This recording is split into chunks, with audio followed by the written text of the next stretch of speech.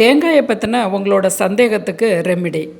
தேங்காய் அற்புதமான மருத்துவ குணம் கொண்டது. நார் சத்து இருக்குது. உடல் புண்களை ஆற்றக்கூடிய பண்பு இருக்குது. தேங்காய் சட்னி கூட நமக்கு ரொம்ப நல்லது.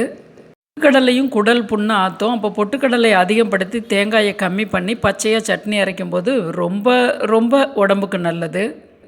தேங்காய் பால் எப்பேற்பட்ட குடல் புண்ணையும் ஆற்றும்.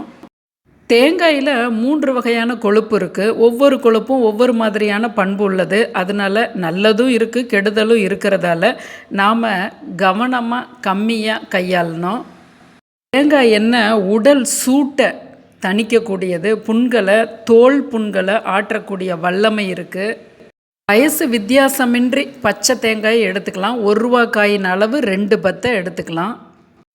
பல் நோய்கள் அகலும். கலோரி அதிகம், எண்ணெய் வித்து உள்ளது தேங்காய். அமிர்தம் ஆனால் அளவோட.